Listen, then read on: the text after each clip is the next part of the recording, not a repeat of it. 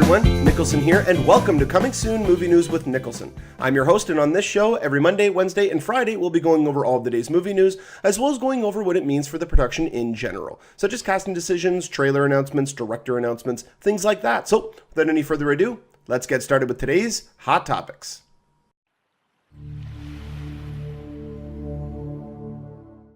Before we get started on today's topics, I just wanted to give a couple of updates about the show. First off, Movie News with Niklsun has actually joined up with MoviePilot.com to bring you all of the new episodes and all the new content the show is able to provide on MoviePilot.com/Niklsun, Niklsun, or on their main feed.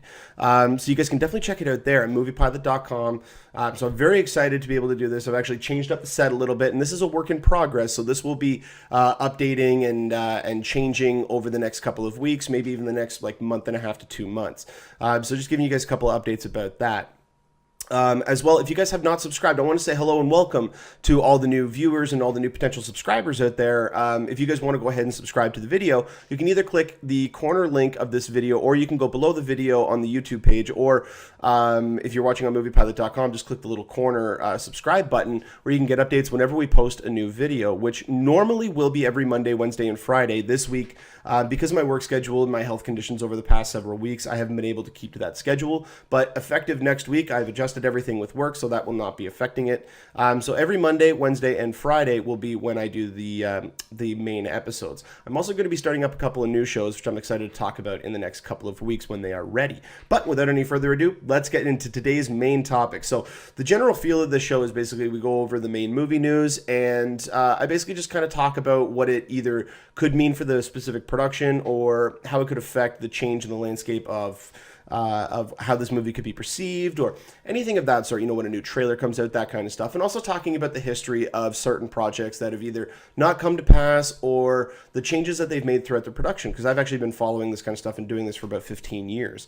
So without any further ado, let's get started with today's main topics. So one of the newest topics that have come out is actually a brand new trailer for the upcoming Johnny Depp thriller called Black Mass. Now, the one thing that I was very worried about when it was announced that Johnny Depp would be signing up to play Whitey Bulger was the fact that Johnny Depp's been phoning it in a lot recently. And now phoning it in for some actors is just they kind of stand there, deliver their lines, and go home. Johnny Depp has really embraced the crazy and the weird to a point now where it's off-putting.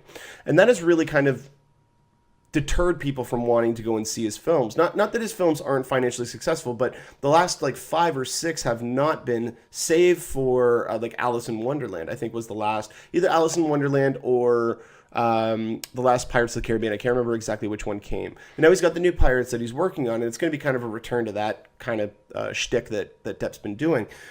But Black Mass looks like it's a return to the Depp that we've come to love, that we've known for decades, that we saw in Donnie Brasco, or that we saw in Blow or Fear and Loathing. This guy who can just be a magnetic force on camera, something that you almost just can't look away from because he disappears into the role. And this looks like it's a return to form for that. I mean, not just with the makeup, but with everything, with his supporting cast, with his body language, with his demeanor, with his voice, the way that he's changed it doesn't even almost sound like Johnny Depp. And seeing him play this character, he looks at one time just absolutely terrifying and frightening, in this person that you wouldn't even want to wish upon your worst enemies.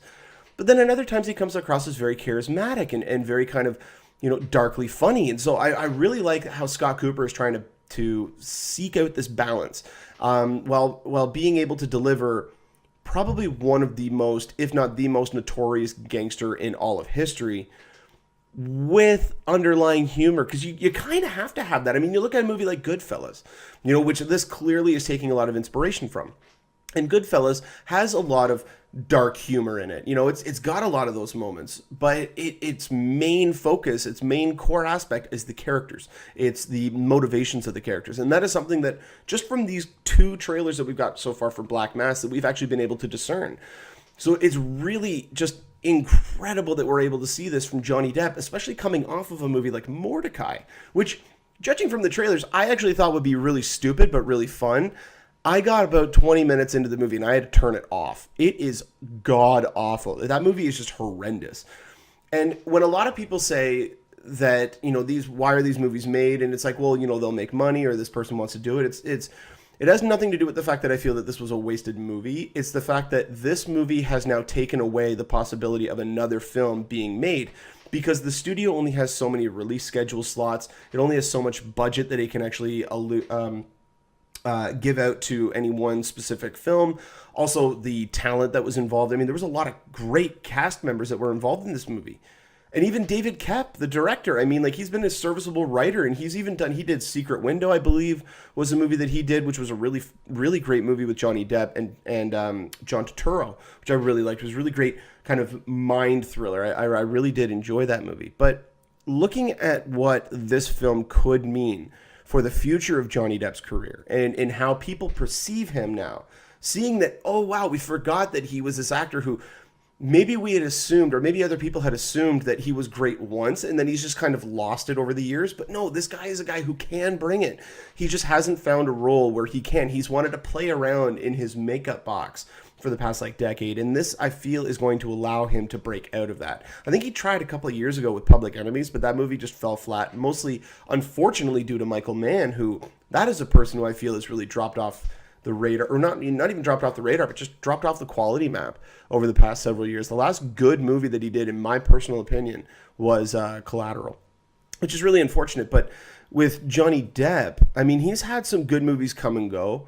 You know, I mean, he's had them sprinkled in, but for the most part, they just haven't done it. Like, I felt like he slept through Transcendence, you know, and seeing him paired up with this, with Scott Cooper and with this amazing cast. I mean, just listen to this cast: Benedict Cumberbatch, Kevin Bacon, Joel Edgerton, Dakota Johnson, Jesse Plemons, Peter Sarsgaard, Corey Stoll. I mean, this is a great enigmatic cast, a really well-diverse cast that I think is going to bring a lot of depth to this movie and really help elevate Johnny Depp's role, which is going to then just elevate the movie. You're going to feel more connected to it, and I think it's really going to affect more people.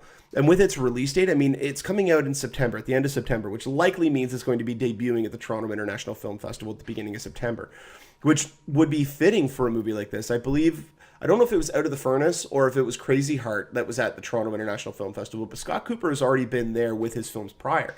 And looking at the release date for this, I would not be surprised if this movie, in fact, did get that release date. But, I mean, just going off of what this trailer has shown us and what type of energy level this movie is going to have, I'm really excited for it. But more importantly, what do you guys think about this? Are you excited for this? Do you see it as a return to form for Johnny Depp? Do you think that this could be his resurgence? Or do you think that this is just going to fall flat because other movies that he's done have had trailers that have at least looked intriguing?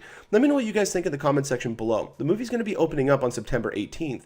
When we do get more information about this topic, and I'll definitely update you guys on here.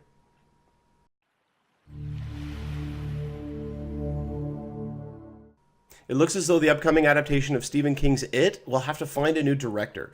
Cary Fukunaga, I believe that's how you pronounce his name, Fukunaga, sorry, my apologies, Fukunaga, has been rising the ranks as somebody to really keep an eye out for in Hollywood. I mean, he did Jane Eyre, which, say what you will about the source material, a lot of people, like, it's great, it's historic, it's, you know, I mean, it's almost timeless, but it's one of those stories that just keeps getting told, and so some people don't really necessarily pay attention to the newer adaptations that come out.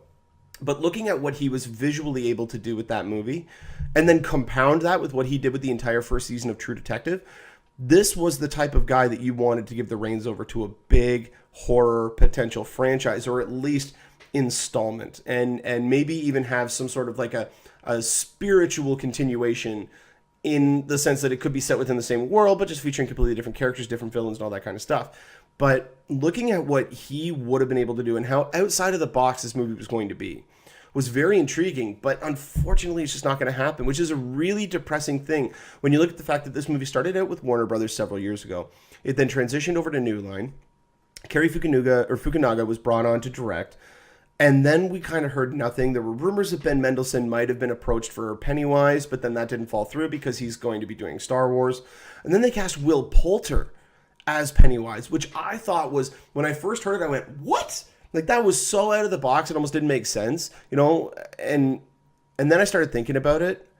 And after watching movies like Maze Runner and even We're the Millers, and just seeing the difference in what he was able to do with those two films, and seeing how menacing he was able to get in The Maze Runner, that was a really inspired casting. that was an incredible amount of casting. And I would have been very curious to see. Now, bear in mind, it could have been terrible. It might have been the absolute worst casting in the history of Hollywood. There's a chance. It also could have been one of the best casting decisions ever made. Or it could have just found somewhere in the middle. Unfortunately, it's highly doubtful that we'll ever find out. And the reason being is because New Line has essentially put this movie on the back burner. They've essentially just decided to hold off on it for a bit.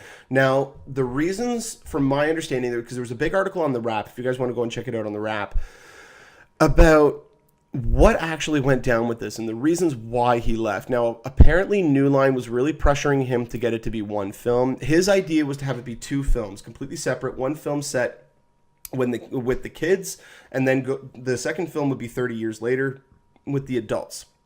They'd be two completely separate films, most likely released either 6 months or a year apart from one another. And New Line was really worried about that, compounding the fact of the really odd choice in casting, and I believe also budgetary concerns. The budget was escalating. He wanted to shoot it in New York. They did not want to shoot it in somewhere as expensive as that, where I don't see why it would need to have been filmed in New York. I mean, it could have been filmed in Rhode Island. It could have been filmed in New Hampshire. I mean, hell, it even could have been filmed in Oregon. I mean, it's a small town story. Like, I mean, it's a movie or a story that does not require a big setting. So I don't know why unless it was upstate New York. And even then, you can go to Vermont, you can go to all of the New England states, even Maine. There are a lot of areas up there that have the kind of look and feel that they're trying to go for with upstate New York. So I don't see why he would have been so hard-boiled on that, but that might have not even been a big sticking point with him. It could have been everything just compounding the fact that New Line decided to just pull the plug. They didn't know if they could make the money back. They were very worried about one film entirely being set around kids and it being an R-rated movie, because it has been confirmed to be an R-rated film. And I think it was just too big of a risk for them on their point of view. I personally don't think that it would have been a risk, because I think that if you put a smart, intelligent, very capable director behind a horror film that has a backing, that has a following, you're going to make money. And you're going to make potentially even more money because of the quality of the product. Because a lot of people speak to quality. You look at a movie, like even look at Mad Max, or even earlier this year, you look at Kingsman, and yeah, the movie didn't open very well. It didn't open the way that they had originally wanted to. I think Kingsman actually had about a higher opening than they had wanted. But still, when you look at like Mad Max, a movie that potentially had, including P&A, a budget of about $180 to $200 million, and it opened with, I think it was in the 40s. It was either in the high 30s or low 40s. That is not a good number, but that is around the number that they thought they would open with, only because this is a movie with good word of mouth. This is a movie where not only critics are talking about it, but everybody who's gone and see it loves it. Like, I work with a couple of people who I never thought in a million years would have liked this movie, and they watched it and they came back, they're like, I loved it, it was crazy, it was awesome. And so this movie is speaking to so many different people. And if you're able to capture something like that, which is very rare, but if you're able to capture that, if you're able to decide or to figure out if you have the right visual style, the right pacing, the right director to be able to get the performances out of the actors, you have the right cast, you have the right script, all of these components come together, you can get a situation where it would work, and it would work amazingly well. The release schedule is also going to be part of that. So trying to get all of this stuff together, it's unfortunate to see that somebody of this talent, who, I mean, I don't know the reasons why he didn't return to True Detective Season 2, but I have a feeling that it had a big deal with it, and I think he would have liked to have returned to that, but we're getting a whole completely different True Detective Season 2 coming out in June, which is good, but damn, I would have just really have liked to seen what his view on this story would have been, because it would have been eerie, it would have been haunting, it would have stuck with you. I don't know if Will Poulter, that is saying all that stuff about Will Poulter, I don't know if he could have captured the same essence that Tim Curry had as Pennywise. I mean, look at this picture. How does that not give you friggin' nightmares? I mean, it's terrifying. Look at the teeth, the eyes, the paint, the hair, everything. It's horrifying. My babysitter showed me this when I was like 4 or 5, and I've had a terrifying fear of clowns in real life ever since. So this movie holds a special place in my heart for what it can actually do and what it can make you feel. So if we were able to get a remake, I think we just lost the best guy to do it. Now, that being said, we don't know what other stories or what other ways they might try to go about this, but as it stands right now, the movie, I believe, is in, I don't know if it's going to be completely killed, but it is on the back burner. It is something that they're going to hold off on until they figure out what they want to do with it, which is very unfortunate because I was really looking forward to seeing a modern retelling of the story of It. I think it would have been really good. But anyway, how do you guys feel about this? What do you think of Fukunaga deciding to drop out of the project? Do you think he was right to do it? Because I personally think that if he wasn't able to meet the aspirations as to what he was trying to create, then yes, he should have stepped down, which he did. And I do find that admirable. It just is unfortunate that New Line put him in that position. But what do you guys think? Do you think that this was fair? If New Line, do you think it was right on them to hold off on it, to see maybe, we're going to test the waters or anything? Let me know what you guys think in the comment section below. And if this does ever end up picking up steam again or get back on the board, then I will definitely update you guys on here.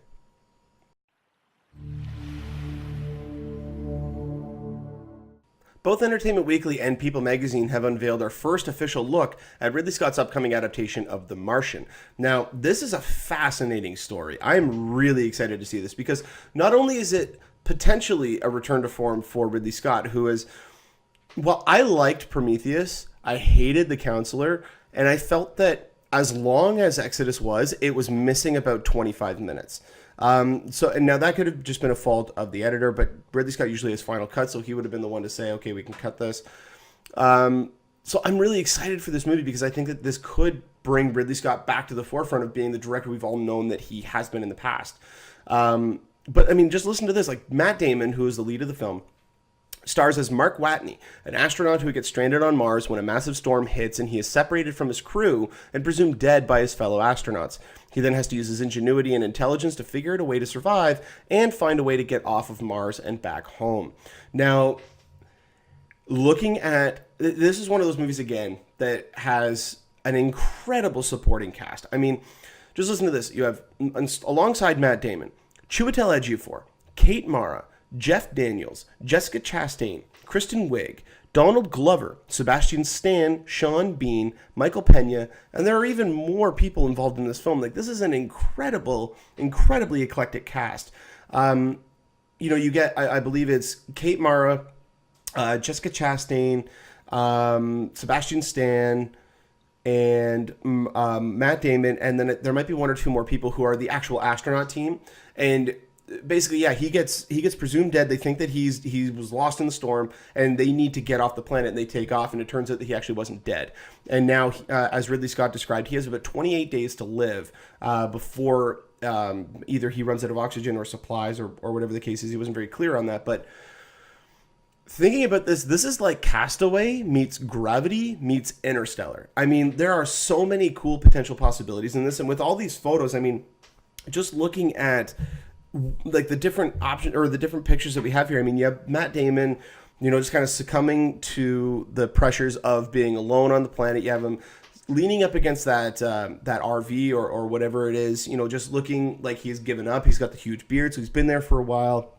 You have him looking at this weird plant, whether or not that's a plant in the actual dirt or if that's part of their facility that they built that was partially destroyed in the storm. I mean, this kind of adds a lot of questions, but more importantly, it shows that a lot of this looks practical. It looks like they did shoot this in a real desert landscape and then just changed a couple of things in the background in the distance to make it look a little bit more alien. But a lot of this looks like it was filmed outdoors, which is, to me, if they can do it practical, why not do it practical? Use real elements, use real natural lighting with either the sun or with stars or with anything, like if you can get lighting with that. But use the environment to your advantage. Use the terrain, use the wind, use the temperature, use all this stuff because it helps the actors and makes it more believable that they are in these scenarios. And I'm so happy to see that he's able to capture that, because even when you look at Prometheus, Prometheus was a movie where, yeah, there was a lot of set stuff done, but what they did was they basically built like a massive green screen outside, and they built their set inside of it so they could utilize the natural environment. They could use the wind, they could use the sun, they could use the heat, they could use all that stuff. And it just brings more out of the performances. And I really think that this movie is going to be something special. I think this is going to be something unique, especially considering the fact that it is prime release. I think it's right after the last Hunger Games movie, right on Thanksgiving weekend. I mean, they have a huge bout of confidence in this movie. And that gives me a lot of confidence, because you look at Yeah, a couple of Ridley Scott's last films haven't been great. This movie's written by Drew Goddard. Now, Drew Goddard, for those of you who are unaware, he co-wrote and directed Cabin in the Woods with Joss Whedon. He was originally the creator, or he was the creator of the Marvel Netflix Daredevil series. And he also wrote a lot of the episodes, and he directed a few of them as well. He's also been the one kind of shepherding Sony's now defunct Spider-Man franchise when he was doing the Sinister Six. And he's also been rumored to be connected to the new Spider-Man relaunch that's coming out in 2017. So this guy has a lot of geek cred, if you will, and being able to write the adaptation for this novel, which has already been lauded as a fantastic novel. I myself have not read it yet, but it's a very fascinating story. Getting to see this and getting to see what the capabilities of this movie has to offer. I mean, you know, as you can see in the images, he has to use, I think, when they showed a trailer for this at CinemaCon. I did not get to see that trailer because I didn't go to CinemaCon, but apparently, I don't know if this was a line from the trailer or if this was just kind of the feeling of the movie, but Matt Damon goes, he's like, I'm going to science the shit out of this. And I mean, like that type of dialogue with Ridley Scott in this type of setting, I mean, I can't wait to see a trailer. We're probably going to get a trailer in the next couple of weeks for this movie because it comes out in November. We're right in the thick of the summer movie season, so it makes sense for them to start promoting their movies come the fall, their bigger movies come the fall right about now. So, I mean, hell yeah, I'm definitely on board with this. This movie sounds absolutely fascinating. And when you look at a Ridley Scott movie, the script is usually the weakest spot. The set design is often incredible. The costumes are often to die for. I mean, there's so much work and effort put into making these things look authentic that the script is usually where the problems always lie. And with Drew Goddard writing this movie, I think there's a lot of potential that this movie has. I think this movie could elevate Ridley Scott back to the mantle that he used to be, because I know a lot of people now who are not excited by the fact that a Ridley Scott film or a film by Ridley Scott, they go, oh, you know, that's kind of the feeling that his name gives out now based on his more recent work. So I hope that this can turn this back around on Ridley Scott, and I hope this can bring him back to the forefront, because let's face it, I mean, he is getting older. You know, I mean, he's not got all that many films left in him. He's in his late 70s. He might even be 80, I think, but I think he's in his 70s. But you look at the fact that he is also committed to doing a Prometheus 2.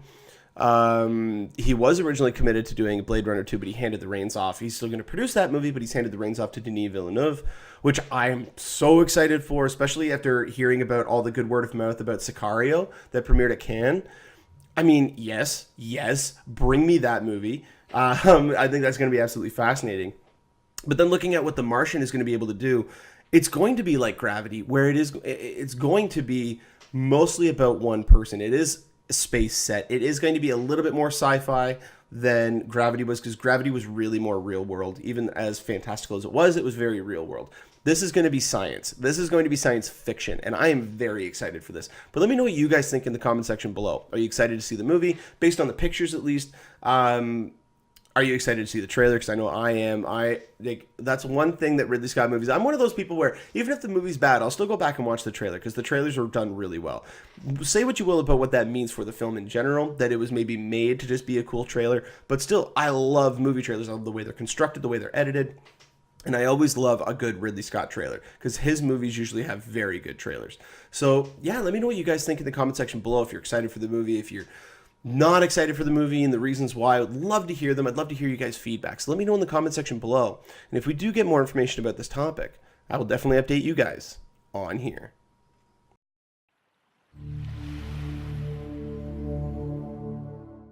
With our last story today, one of the more interesting documentaries that's come out in the last several years has been The Death of Superman Lives: What Happened, done by John Schnepp of AMC Movie Talk. And obviously, like Metalocalypse and ABC's of Death, the first version. It's a very interesting premise to talk about a movie that almost got to the point of filming and then they pulled the plug. I mean, that's happened a couple of times. You look at, the movie that we're going to be talking about today, the Justice League Mortal, the George Miller directed Justice League film that was originally supposed to come out back, I believe, in 2009. I remember hearing about this movie when it was first announced, and I was very skeptical back then, because one of the first things I remember hearing about it was that this movie was initially intended to be completely motion capture. And I think that's one of the reasons why the budget kept escalating. The budget kept getting so big.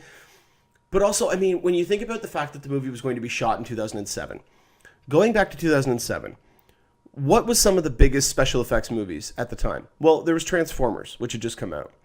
Now, what motion capture would have been able to do with that, or what motion capture would have been able to do with Justice League, would have taken away, just based on the age of the technology. Motion capture was still very, very early. I think Lord of the Rings, I think at that time, Lord of the Rings and the Pirates of the Caribbean sequels, I think, were the only films to really utilize motion capture.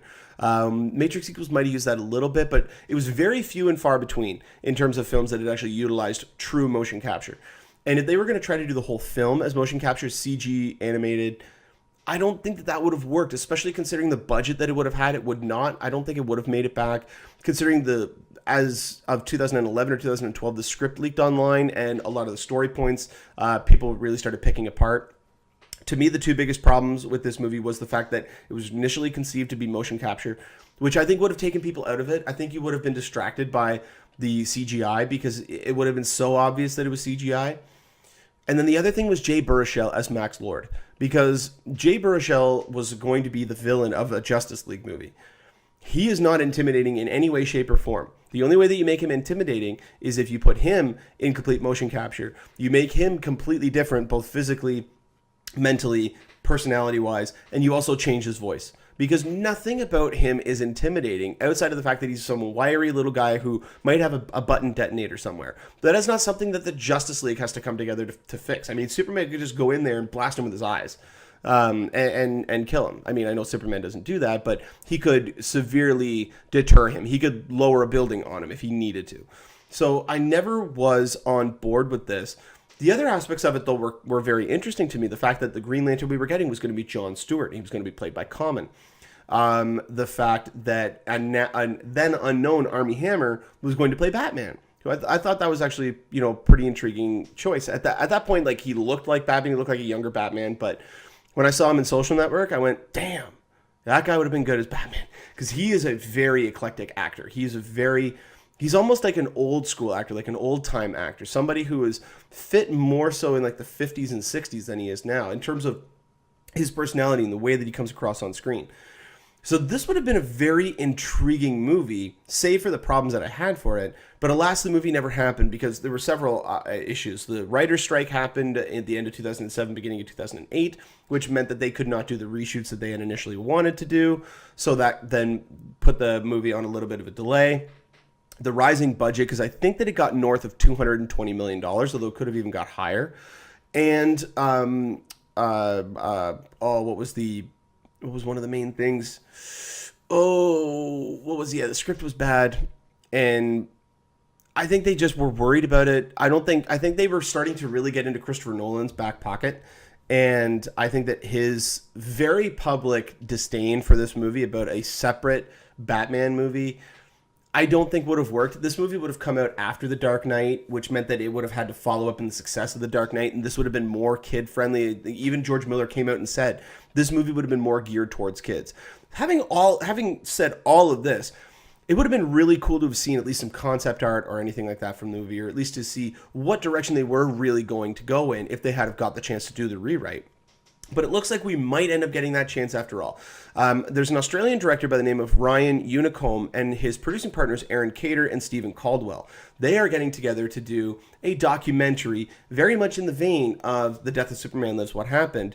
And their working title right now is just called Miller's Justice League Immortal. So this to me is really fascinating because I loved Jodorowsky's Dune. That was an incredible movie or incredible documentary just to look at what could have been. How weird could this movie have gotten to be? I mean, I'm still waiting for Doomed, the untold story of Roger Corman's Fantastic Four to come out because that to me is a really interesting documentary. That movie was made solely to keep the rights to the characters. And how the studio ever just said, well, we're going to go ahead with this. I want to know why that happened. And even with this, I want to see how it got to the point where they greenlit the script, they greenlit all this, and then they had to pull the plug. I want to know what got them to that point. Same with The Death of Superman Lives What Happened. I can't wait for that to come to my area because unfortunately he just hasn't had a Canadian screening of it yet. But they are trying to work on a Toronto screening. Worst case scenario, in about a month and a half, I'll get my chance to see it when I can buy it on Blu-ray.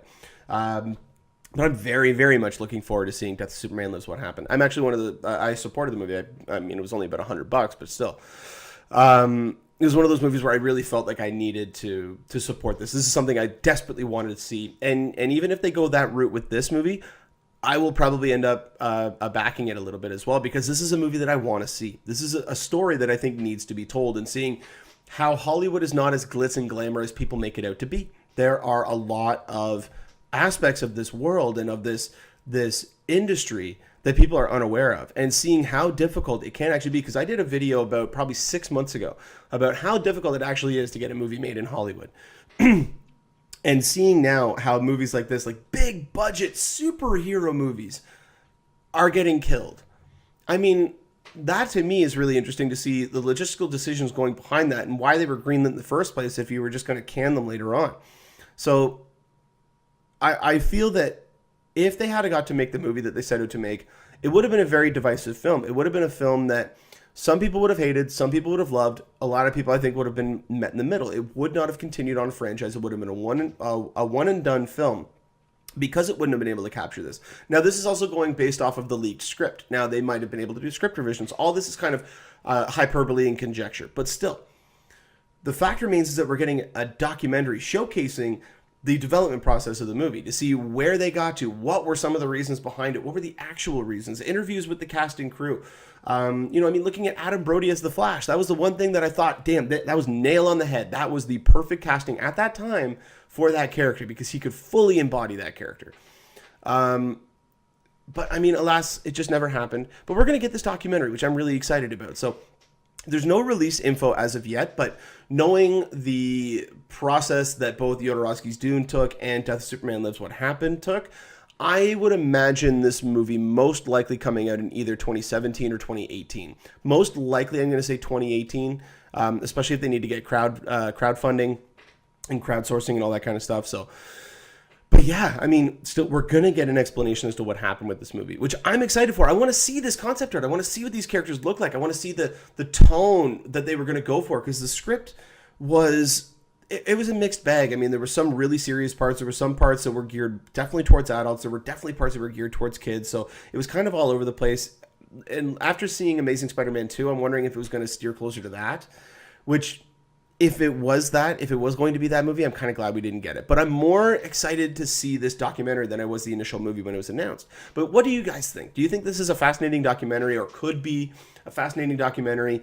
And on top of that, on top of all this, what are some other documentaries that you would love to see about movies that just never got made? The one, and I'm going to talk about this on a future episode, but the one that I've always wanted to see was Paradise Lost. Because they were going to do, Alex Proyas was going to do a Paradise Lost movie, and it was going to be, it wasn't going to be the standard heaven versus hell movie that you've seen, where it's on Earth and they're dressed like humans and they're undercover and all this, and Earth's going to be the playing ground. No, this was going to be a huge, epic, $200+ million epic battle between the armies of heaven and hell at the gates of heaven.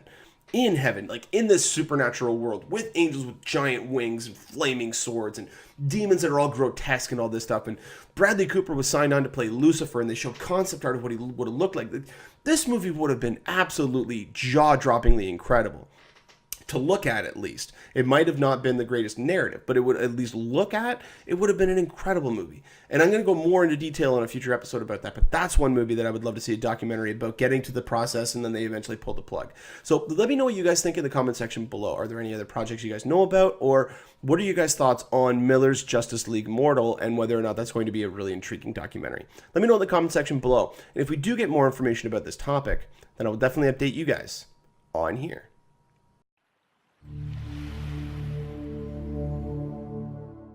Well, that'll about do it for me here on Coming Soon Movie News with Niklsun. Thank you so much for watching. You guys have been a great audience. Go ahead and click that subscribe button there in the bottom corner. You can get updates whenever a new video is posted. You can also follow me on Twitter and Instagram at Niklsun, Niklsun, for all of your movie updates.